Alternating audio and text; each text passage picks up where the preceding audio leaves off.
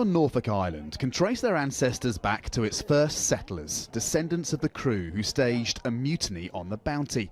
Earlier this month, the islanders dressed up to reenact their ancestors' arrival. Fewer than 2,000 people live on Norfolk Island. It's a remote, self-governing external territory of Australia.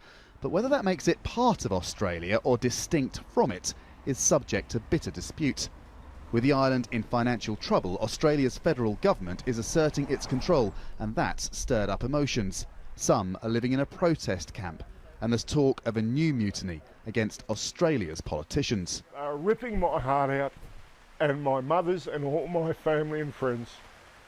And by Jesus, I am not leaving here until they leave my island, our island. Until recently, Norfolk Island had its own legislative assembly, responsible for the island's facilities and services and for raising money. The island had a sales tax but no income tax. Tourism, mostly older Australians and New Zealanders like these croquet players, sustained the economy. But it's declined in recent years and the island struggled. Islanders asked the Australian government for financial help. It agreed, but with strings attached, the end of self-rule from the 1st of July. The Legislative Assembly has been dissolved and dismantled. Islanders will soon be subject to Australian income tax and laws. The man overseeing the change is unapologetic. This is Australia's government taking responsibility for Australian citizens, just about everybody who lives on this island, and making sure they get the services every other Australian has.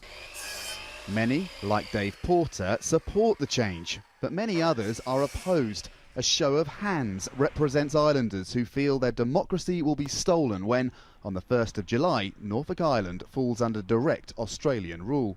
July the 1st is approaching fast, so some Norfolk Islanders have taken their campaign elsewhere.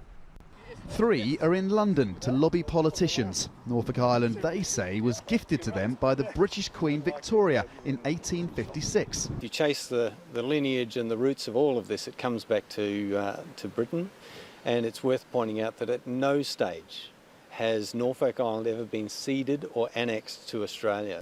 Lawyers will be looking at that and other questions to decide whether Norfolk Islanders' modern mutiny can succeed. Andrew Thomas, Al Jazeera, on Norfolk Island.